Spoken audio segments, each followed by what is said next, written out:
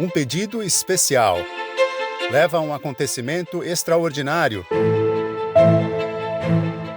e dá início à vida pública do homem mais amado da história. O medo e o mistério no dia em que São Pedro foi desafiado no Mar da Galileia. O ritual de purificação que reuniu dois mestres do seu tempo e revelou partes fundamentais do plano de salvação. Hoje, no Expedições ao Sagrado.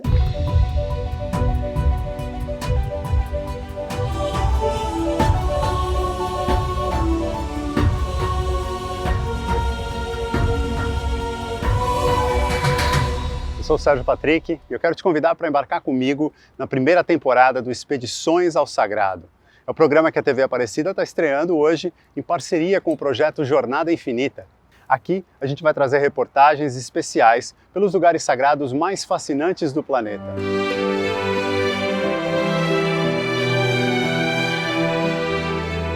A água, elemento básico para a existência da vida na Terra. Com ela, a gente mata a sede e mantém o equilíbrio do corpo.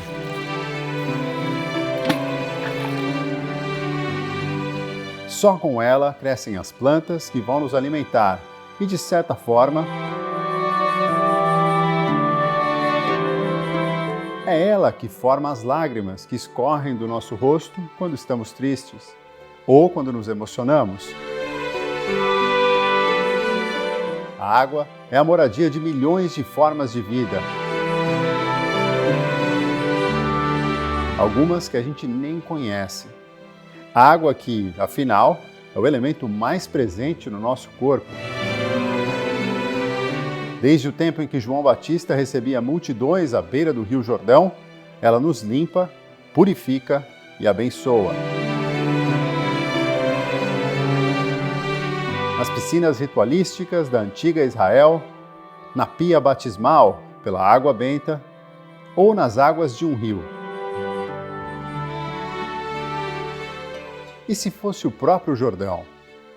A água que carrega mistérios, às vezes amedronta, e mostra sua fúria em inundações, tsunamis ou tempestades.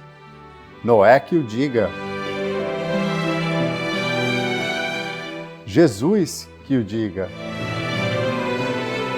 Nossa viagem hoje tem 3 escalas, com histórias emocionantes captadas durante expedições do projeto Jornada Infinita em Israel e na Europa.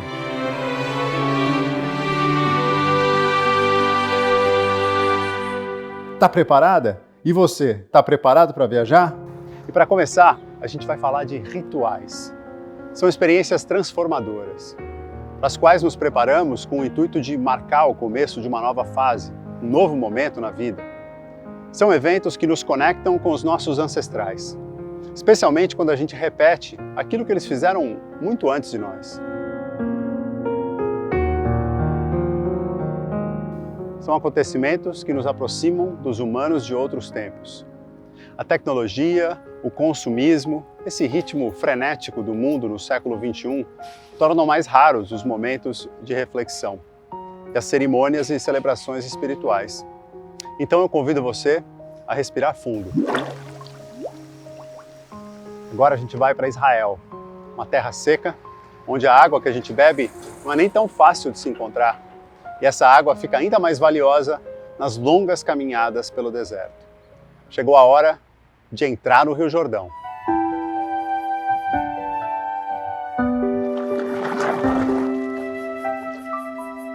Nossa ligação com a água é primordial, vital. A água é um elemento fundamental que nos constitui em grande parte. Para mim faz todo sentido que retornemos a ela de tempos em tempos. O batismo, na história do cristianismo, é um ritual tão antigo quanto fascinante. Um ritual fundador, que estava já no comecinho da pregação de Jesus. Mas antes mesmo do cristianismo, no judaísmo, sendo em águas correntes ou não, o batismo era um ritual muito utilizado. Uma limpeza do corpo e, ao mesmo tempo, a purificação da alma. Ao contrário do batismo cristão, que de maneira geral é único, acontece só uma vez, no judaísmo, a ideia de colocar uma pessoa numa banheira ritual, as mikve, como são conhecidas aqui, inclusive, em muitas escavações arqueológicas elas aparecem, essa ideia é rotineira. A pessoa pode e deve tomar esse banho ritual várias vezes ao longo da vida. É preciso estar limpo e purificado para participar da vida em sociedade. E eu estou indo agora para um lugar bastante conhecido na tradição cristã, um lugar de purificação.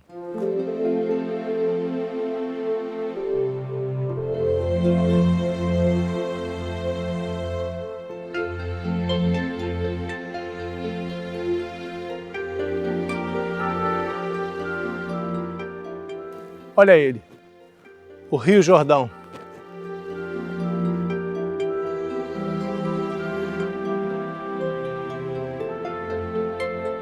Nesse ponto aqui, praticamente virgem, sem vestígios de civilização, cheio de pássaros ali. É o mais perto que eu consigo chegar do tempo para onde eu estou indo agora. 2000 anos atrás.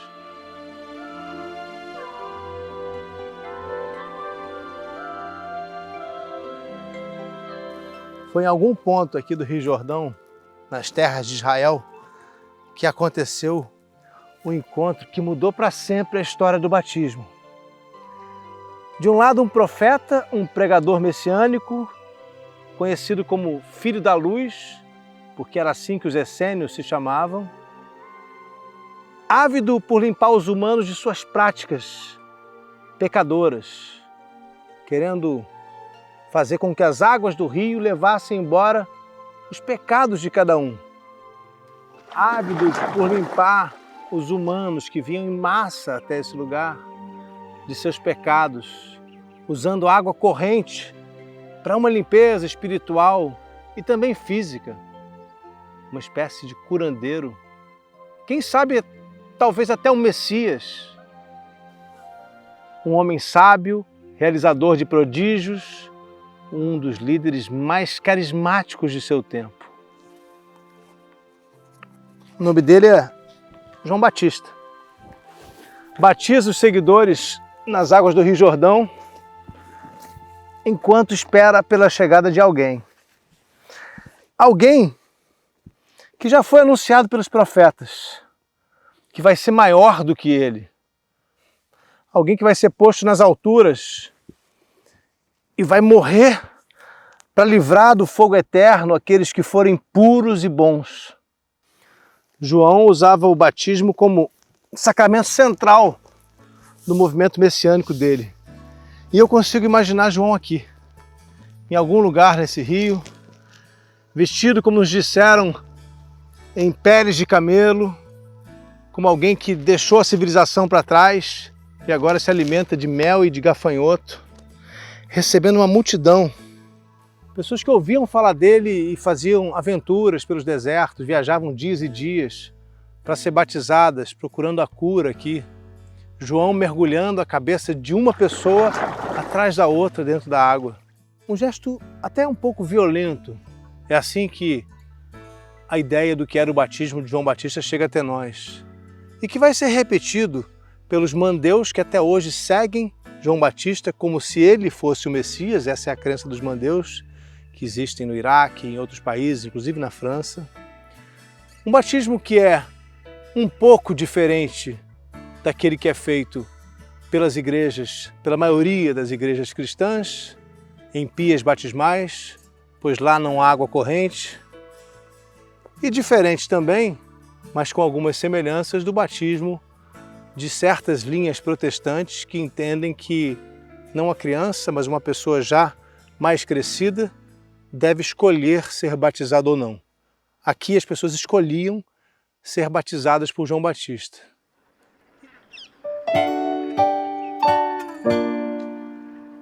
O visitante tão esperado agora está chegando. Eu imagino que ele venha com a boca seca, os pés calejados, depois de uma longa caminhada pelo deserto. Afinal, ele saiu da Galileia. É um jovem nazareno que chega até aqui com os pés doendo e um grande propósito. Ele deixou o passado e a família para trás e chega até aqui para se encontrar com um grande rabino, João Batista, que batiza em águas correntes, águas com vida, para que as pessoas se arrependam de seus pecados e voltem ao caminho divino antes que a morte as venha a surpreender. Eu posso imaginar o recém-chegado se acomodando entre os peregrinos, os discípulos de João Batista, para ouvi-lo dizer sobre o julgamento final de Deus, a luta do bem contra o mal e a destruição dos injustos. Eu posso ouvir a voz poderosa de João ecoando pelas margens do rio e o visitante se aproximando, ainda sem dizer palavra alguma, preparando-se para ser batizado ele também.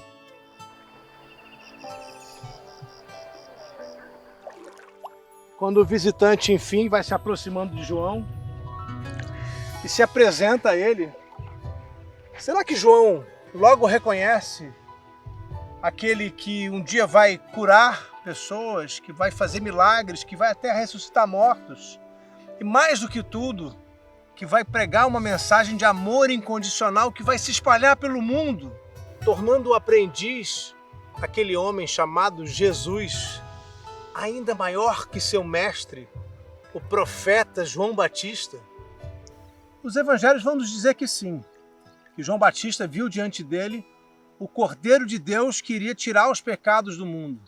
Mas os evangelhos vão ser escritos muitas décadas depois, e não existirá uma única fonte que poderá nos garantir exatamente o que aconteceu nesse momento tão simbólico.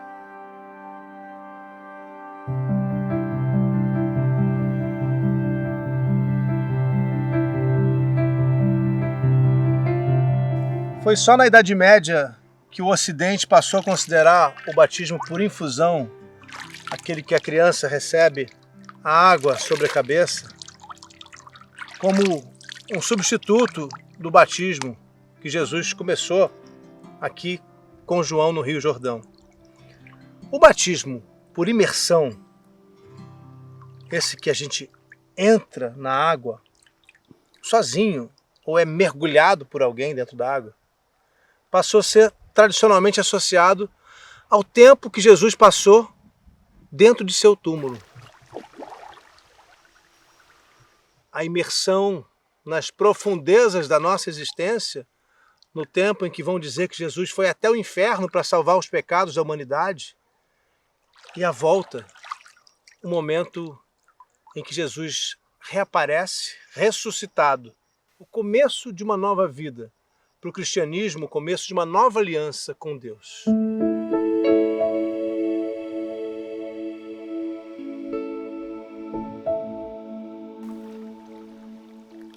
E como eu estou aqui nas águas onde aconteceu o batismo original do cristianismo, eu vou aproveitar esse privilégio para mais uma vez me purificar nas águas do Rio Jordão.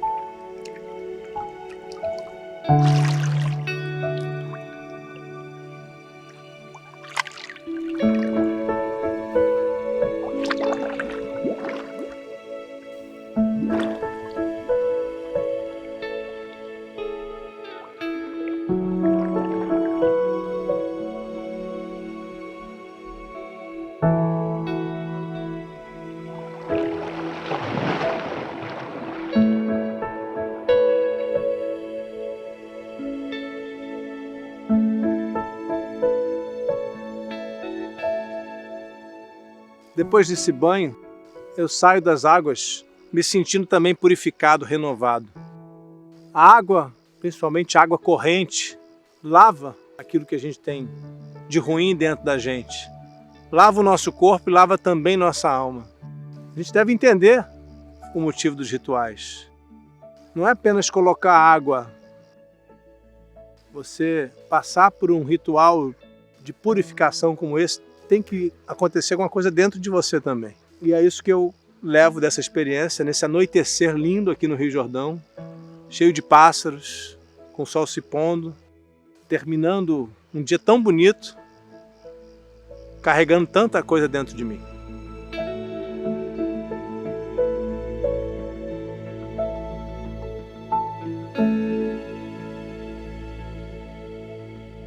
Essa sensação de mergulhar é incrível, né? E esse é um sonho de muita gente, viajar para a Terra Santa e purificar o corpo e a alma nas águas que um dia batizaram Jesus. É muito interessante refletir especialmente sobre duas coisas muito importantes desse momento. Uma delas é a Santíssima Trindade. Como os evangelhos nos contam, quando Jesus sai da água, os céus se abrem ou se rasgam.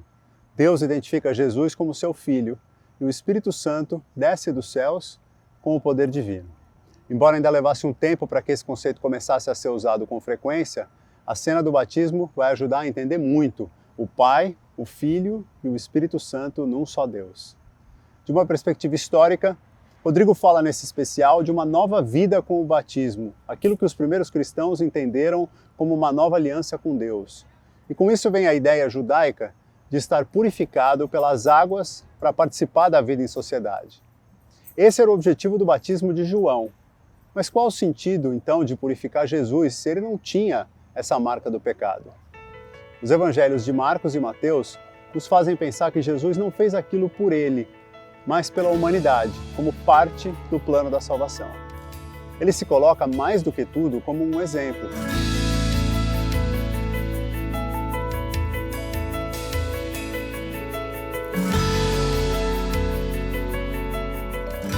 Ainda no programa de hoje, eu vou te levar para Caná da Galileia, para falar de um casamento muito especial. E já no próximo bloco, a gente segue viagem por Águas Santas, para um episódio, um dos mais incríveis do Novo Testamento. O Expedições ao Sagrado volta daqui a pouquinho. Se você quiser conhecer meu curso Jesus, a Luz da História, é só você entrar no rodrigoalvarez.site. Expedições ao Sagrado. Duas passagens do Antigo Testamento nos apresentam a água com todo o seu poder. No livro do Êxodo, os filhos de Israel fugiam da perseguição dos egípcios. Então Moisés estendeu a sua mão sobre o mar, e o mar retomou a sua força ao amanhecer. E os egípcios fugiram ao seu encontro. E o Senhor derrubou os egípcios no meio do mar. Porque as águas, tornando, cobriram os carros e os cavaleiros de todo o exército de Faraó, que os haviam seguido no mar. Nem ainda um deles ficou. Mas os filhos de Israel foram pelo meio do mar, em seco, e as águas foram-lhes como muro, à sua direita e à sua esquerda. Aqui, a água que abriu passagem para os filhos de Israel foi a mesma que mostrou a sua fúria sobre aqueles que os perseguiam. Ao mesmo tempo, há ensinamentos que podemos trazer para os dias de hoje. Uma das principais reflexões sobre essa passagem é a ideia de ter fé mesmo diante de um problema que parece muito difícil, e entender que, algumas vezes, o caminho mais longo é o melhor caminho a seguir. Há também a ideia de que Deus aponta os caminhos em momentos de dificuldade. Acreditar nos planos de Deus também é uma lição de outra história extraordinária do Antigo Testamento. Já no livro do Gênesis, uma outra história extraordinária nos mostrou essa força da água e a sua conexão com os desejos de Deus. E esteve o dilúvio 40 dias sobre a terra. E cresceram as águas e levantaram a arca, e ela se elevou sobre a terra. E prevaleceram as águas e cresceram grandemente sobre a terra. E a arca andava sobre as águas. E as águas prevaleceram excessivamente sobre a terra. E todos os altos montes que havia debaixo de todo o céu foram cobertos. Assim foi desfeita toda a substância que havia sobre a face da terra, desde o homem até o animal, até ao réptil, até a ave dos céus, e foram extintos da terra. E ficou somente Noé e os que com ele estavam na arca.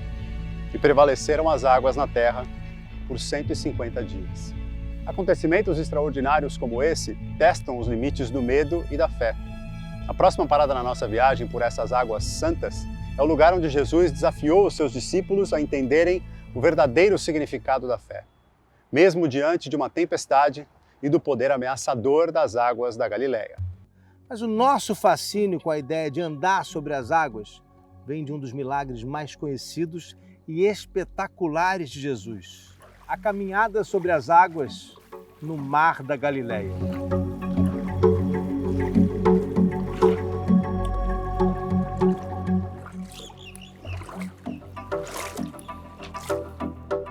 Eu queria relembrar esse milagre com vocês, de acordo com o que foi escrito pelo autor do Evangelho de Marcos. Era já noite, o barco estava no meio do mar e Jesus estava sozinho em terra. Vendo os moídos de remar, pois o vento lhes era contrário, por volta da 4ª vigília da noite, vai encontrar com eles, andando sobre o mar. E queria passar adiante. Mas eles, vendo-o andar sobre o mar, julgaram que fosse um fantasma e começaram a gritar, pois todos o viram e se assustaram. Mas logo Jesus foi falar com eles e disse: tenham coragem, sou eu, não temam.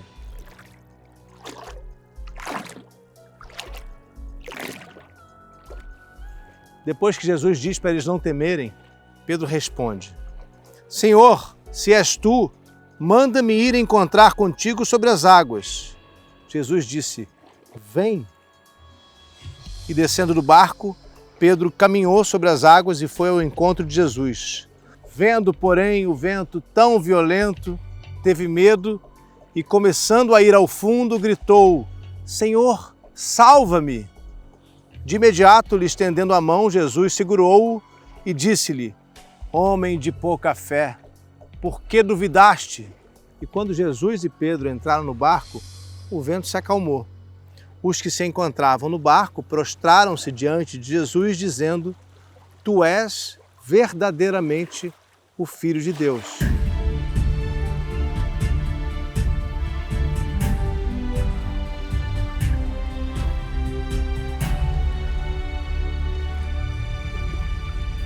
Gente, é muito difícil para a nossa mente moderna, diante de um milagre como esse, com toda a ciência que a gente tem à nossa disposição, não imaginar o que poderia ter acontecido com Jesus. Se poderia de fato ter sido algum fenômeno diferente do que foi relatado pelos evangelhos. E aí existe um monte de teorias sobre isso. Teria o Mar da Galileia, que não é mar, e sim um grande lago de água doce, congelado de repente, criando uma espécie de plataforma sobre a qual Jesus teria caminhado? Nesse caso, imaginando que Jesus estaria descalço, seria bastante difícil. Outra hipótese. Teria naquele momento aqui uma espécie de banco de areia ou alguma outra estrutura submersa sobre a qual Jesus poderia ter se equilibrado por alguns instantes? Recentemente, poucos anos atrás, o Mar da Galileia baixou tanto de nível que criaram-se algumas ilhas de areia. Teria sido algo parecido com isso?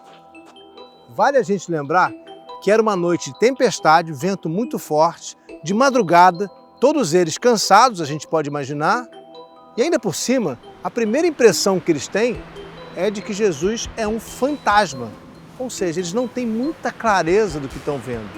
Será que poderia ter sido uma espécie de histeria coletiva, todos ali confusos com o movimento das ondas, de madrugada, escuridão, e experimentaram todos eles a mesma ilusão de ótica?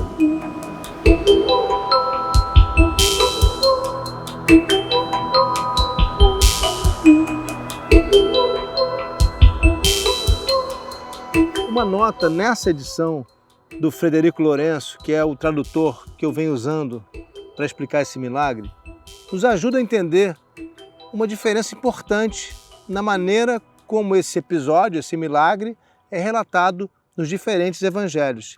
E aí, a diferença principal aparece em Mateus. Frederico Lourenço nos diz o seguinte: Mateus é o único evangelista que usa a preposição epi de uma certa forma que nos leva a pensar que Jesus de fato caminha sobre as águas. Já nos evangelhos de Marcos e João, eles usam a preposição de uma outra maneira, o que introduz alguma ambiguidade se Jesus está a andar sobre o mar ou junto do mar, perto, não exatamente sobre as águas.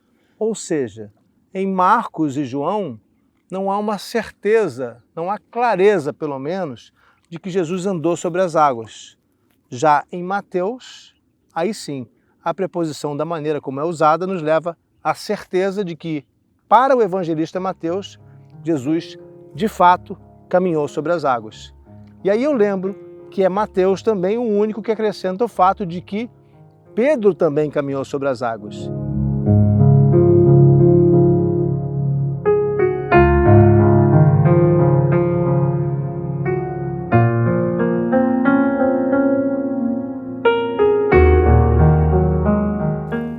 Uma possibilidade que surge dessa leitura, da tradução direta do grego para o português, é que Jesus tivesse sido visto pelos apóstolos caminhando junto ao mar, ou seja, à beira do mar.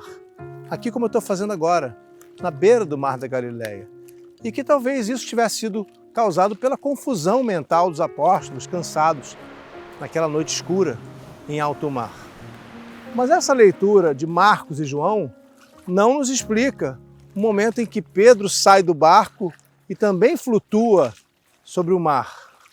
E aí, para muitos estudiosos, essa parte que só existe em Mateus é o que faz o milagre ser convincente.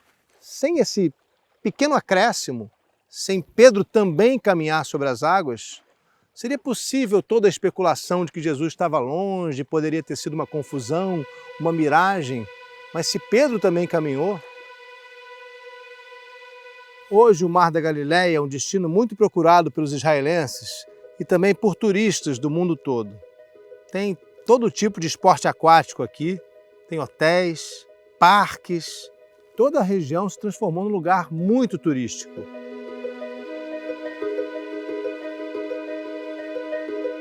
Dois mil anos atrás a paisagem aqui era diferente, não tinha hotéis, não tinha muita coisa do que a gente vê hoje em volta do Mar da Galileia. E aí eu imagino a história exatamente no lugar descrito na Bíblia, pensando que, mesmo que existam discrepâncias entre os três evangelhos, teria sido o episódio de Jesus caminhando sobre as águas uma mensagem para seus seguidores? Qual é o simbolismo que a gente pode tirar disso?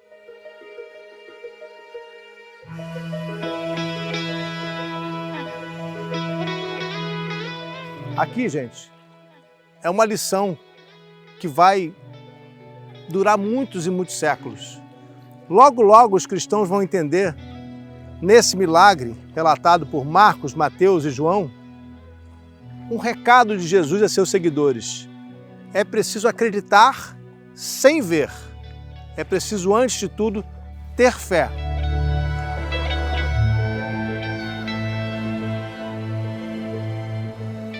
O apóstolo que foi rebatizado por Jesus com o nome de Pedra, em aramaico, Pedro, é sempre ele que nos lembra da nossa humanidade.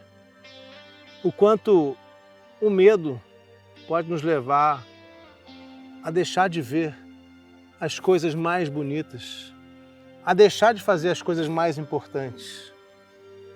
Jesus dá uma bronca em Pedro. Homem de pouca fé, não tenha medo. A falta de fé de Pedro vai ser lembrada por muitos anos, naquele momento, claro, não depois, vai ser lembrada por muitos anos como um exemplo da importância de se ter fé, de se acreditar. E eu posso ressignificar isso pensando também na importância de acreditar em nós mesmos.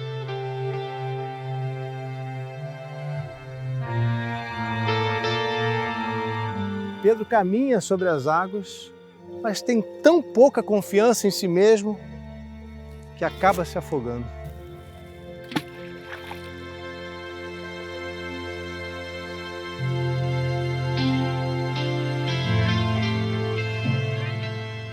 Quando Pedro fica em dúvida e Jesus chama a sua atenção, dizendo, homem de pouca fé, fica clara a importância de crer nos ensinamentos de Jesus sem exigir nada em troca. A fé vai ser testada frequentemente. A cena naquele momento mostra isso. O escuro da noite, o vento, o cansaço e a tempestade são todos exemplos de situações difíceis. Os evangelhos ensinam que a saída era manter a fé em Jesus. Os testes são fundamentais para que a fé se fortaleça. Como lembrou o Rodrigo durante esse especial, a compreensão do que é a fé está diretamente associada à ideia de que é preciso acreditar sem ver. Assim como é importante também acreditarmos em nós mesmos. São lições fundamentais desse episódio extraordinário. Depois do intervalo, a gente vai entender a água de uma outra forma. Um elemento que estava na base de um milagre, parte fundamental do que os primeiros cristãos vão entender como o poder de intercessão de Nossa Senhora. Até já! Papo de domingo, sempre às 3 da tarde, para falar sempre de um tema incrível sobre religião aqui no YouTube do Jornada. A água pode saciar a sede e pode também ser apenas a base para que outras substâncias sejam criadas. No primeiro milagre de Jesus, relatado nos evangelhos, foi necessário transformar a água para que uma festa de casamento não acabasse antes da hora. E nessa nossa próxima viagem, a gente vai ter 2 paradas. A primeira, em Caná da Galileia. A segunda, no maior museu do mundo, em Paris.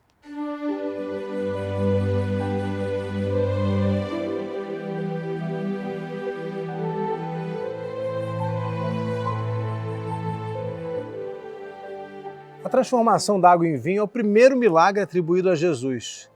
E ele só aparece no Evangelho de João. João faz uma referência muito clara. O casamento aconteceu em Caná da Galileia. O problema é que Caná era um nome comum de cidades daquela época. Em qual realmente terá sido?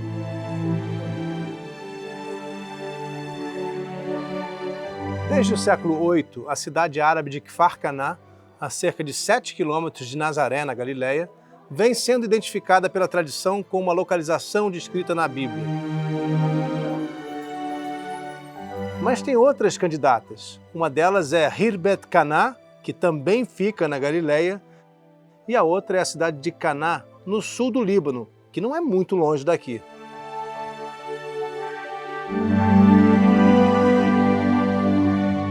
E aí a gente tem que entender o dilema dos arqueólogos. É mais ou menos como se a gente fosse procurar no Brasil, daqui a sei lá quantos milhares de anos, a cidade de Bom Jesus.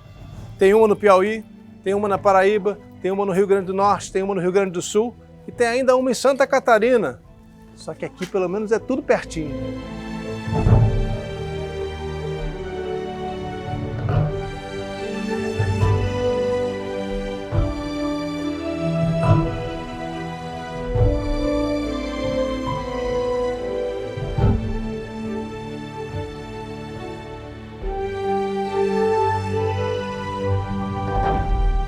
No final do século XIX, padres franciscanos, que são os responsáveis do Vaticano por cuidar dos lugares sagrados, todos que são relacionados a Jesus, construíram aqui essa igreja que se chama Igreja do Casamento. E aqui embaixo, escavações encontraram resquícios de outras igrejas do tempo bizantino e também de sinagogas. Tudo isso nos mostra que há uma devoção antiga nesse lugar. Tudo isso aponta para que possivelmente tenha sido exatamente aqui o que é relatado no Evangelho de João como tendo sido o primeiro milagre de Jesus.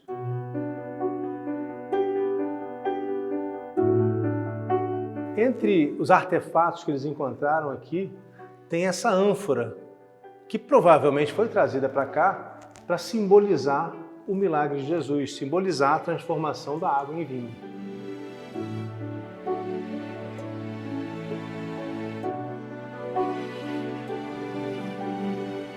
Esse é um recado para quem tem um grande amor na vida. Você sabia que as pessoas vêm aqui até Caná da Galileia para renovar os votos, para reafirmar aquele compromisso feito no começo do relacionamento? Muita gente deixa bilhetinhos aqui com pedidos. É bom quando a gente repensa a nossa relação, quando a gente valoriza aquilo que a gente sente pela pessoa que está do nosso lado. Caná, além de tudo, é um símbolo do amor por aquela pessoa com quem a gente quer passar a maior parte da nossa vida.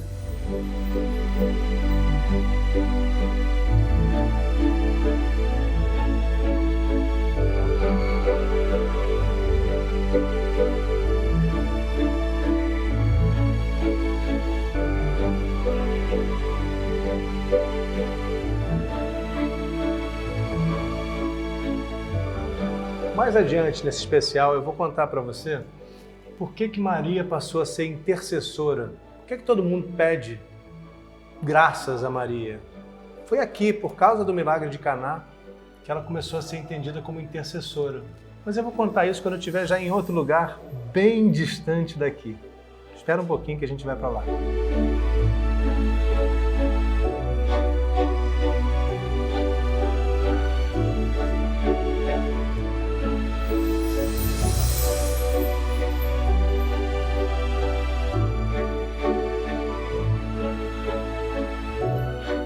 De acordo com uma tradição, esse seria um dos 6 jarros, uma das 6 ânforas, onde tinha água, e depois do milagre de Jesus apareceu o vinho, e não qualquer vinho, o melhor vinho. Eu queria ler aqui um trecho do Evangelho de João que fala exatamente sobre esse momento.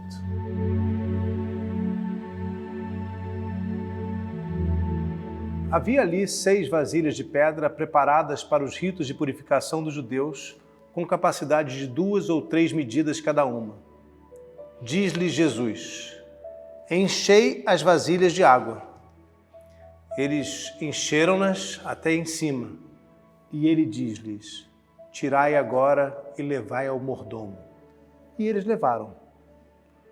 Quando o mordomo provou a água transformada em vinho, e não sabia de onde era, mas sabiam os criados que tinham tirado a água, chama o noivo e diz-lhe: todas as pessoas servem primeiro o vinho bom, e quando os convidados já estão bebidos, ou talvez bêbados, é que se serve o vinho pior. Porém, tu guardaste o vinho bom até agora.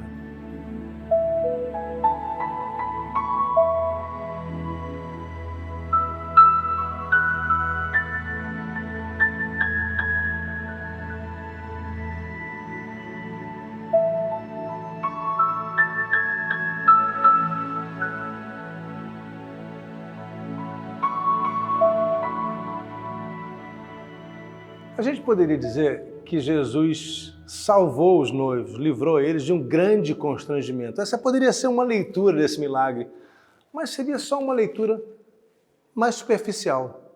Ao longo do tempo, diversas interpretações foram feitas sobre esse milagre. Só que para continuar essa história, eu quero viajar para milhares de quilômetros distantes daqui de Caná da Galileia. Quero mostrar para vocês o maior quadro do mundo sobre esse tema, o mais importante. Só de pensar nesse lugar e nesse quadro, nisso tudo que a gente está vivendo aqui, me dá uma vontade de tomar um vinho. E quando eu penso em vinho, eu penso, claro que eu penso na França, Paris, Museu do Louvre. Voilà!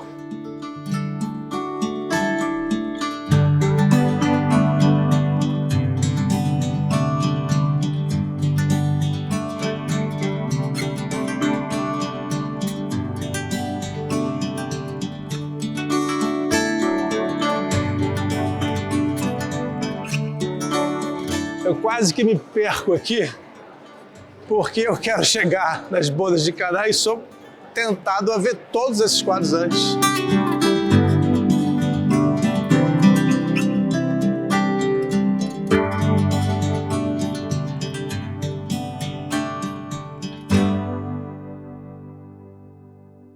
E o maior quadro do Museu do Louvre fala justamente das bodas de Caná. Só que o quadro do Paulo Veronese, coitadinho, tão lindo, tão imenso, mas olha onde é que as pessoas vão. Todo mundo de costas para ele, porque eles querem ver a Mona Lisa. Olha só, esse quadro tão pequeno chama muito mais atenção do que o que a gente veio ver aqui, que é aquela maravilha do outro lado. Vou falar uma coisa para vocês, eu nem acho graça nela. Vamos lá ver o Bodas de Caná?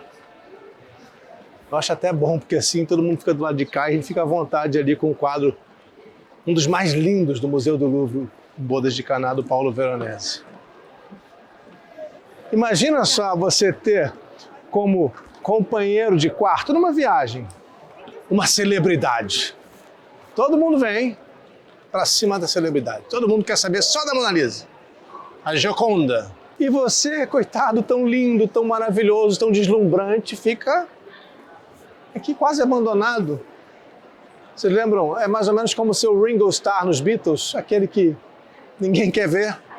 Mas nós não. A gente veio aqui para falar das bodas de Caná, porque é um milagre que começa a história de Jesus, é o primeiro milagre. O Paulo Veronese terminou esse quadro em 1563. Ele foi encomendado por monges beneditinos, olha que interessante, para ficar num refeitório do monastério. E é por isso que está todo mundo em silêncio, porque as pessoas no refeitório beneditino não podiam falar, então também não tem ninguém falando aqui nesse casamento.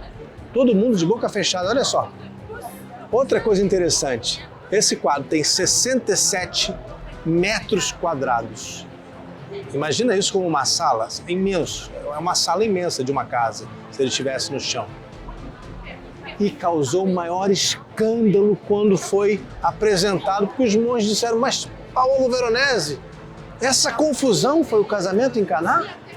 A gente não imaginava desse jeito. Tem até um pessoal ali, árabe. Sabe quem é aquele ali? Aquele ali é o sultão Suleiman, que estava vivo ainda na época, governando 25 milhões de pessoas do Império Otomano. Foi retratado aqui um líder da época. Olha que barato. Quem são os músicos? O principal que está ali no alaúde é o próprio Paulo Veronese. Tem também o Tiziano ali, tem outros pintores homenageados na obra. É cheia de detalhes pequenininhos. Tem um gato aqui, que é só uma curiosidade. Um gato agarrado à ânfora do quadro. A ânfora que foi uma das 6, né, que o Evangelho de João nos conta que foram objeto do milagre. Tinha água aí dentro e virou vinho. Agora aqui, olha só, o milagre já aconteceu, porque tem aí um servente colocando das grandes ânforas em pequenos jarros, em pequenas vasilhas para servir, né, o vinho feito por Jesus. E tem também uma pessoa ali que nos atesta isso. Olha só, aquele homem de barba que está olhando para a taça de vinho, ele é a testemunha do milagre. É por ele que nós temos certeza de que algo estranho aconteceu, algo inesperado aconteceu. Jesus, que está no centro da mesa, transformou a água em vinho. Vocês lembram da história que eu já contei lá em Caná? Maria disse, não tem mais vinho. Jesus estava meio mal-humorado, disse, como não é comigo, mas acabou fazendo o que nos evangelhos é o primeiro milagre dele. O cenário, claro que não era esse, né, gente? O cenário tinha que ser bem diferente, porque a gente estava lá num lugar muito mais simples. Esse quadro, feito 1.500 anos depois, usou a arquitetura da época do Renascimento. E eu queria mostrar para vocês um detalhe muito, muito curioso, que é lá em cima. Vocês estão vendo que tem uns homens com facas na mão. E sabe o que tem ali? É um animal sendo sacrificado. É um símbolo já de que aquele que está logo embaixo, Jesus, será o cordeiro sacrificado um pouco depois desse milagre, algum tempo depois. E o quadro retrata isso. Então é cheio de simbolismos. A gente pode ficar aqui horas e horas analisando, porque cada pedacinho tem uma história para contar.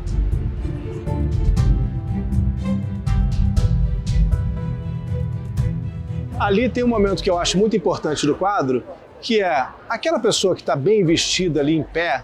A gente pode imaginar que ele seja o mordomo citado no Evangelho de João, que vai dizer o seguinte para o noivo: todo mundo serve primeiro o vinho bom e guarda para o fim o vinho pior quando as pessoas já estão bêbadas e não vão perceber a diferença. Mas você não. Você guardou o melhor vinho até o fim. E sabe o que tem de importante nisso? Há uma simbologia imensa nessa frase atribuída ao mordomo. O melhor vinho é Jesus. O melhor vinho é a nova aliança que está sendo feita por Jesus. O vinho velho é o que está no Antigo Testamento. O novo vinho é o que vem no Novo Testamento. Depois de Jesus, faz-se uma nova aliança com Deus, com outros parâmetros. Não é mais o judaísmo antigo, não é mais aquele Deus vingativo, não é mais o sacrifício do cordeiro feito no templo. O sacrifício de Jesus será suficiente para livrar todos os pecados do mundo. E tudo isso está simbolizado nesse quadro.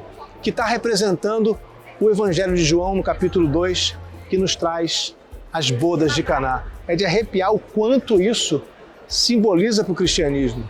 E tudo está aqui.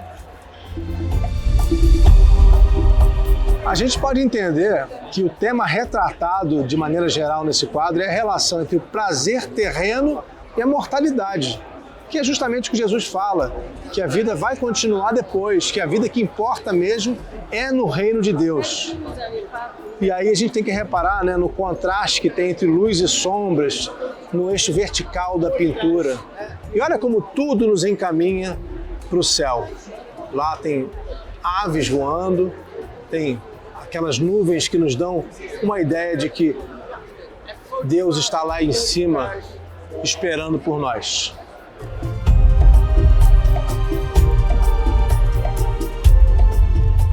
O que é muito importante aqui é que o Veronese destacou o papel de Maria como intercessora, colocada ao lado de Jesus, é a única que tem também esse halo de luz sobre a cabeça.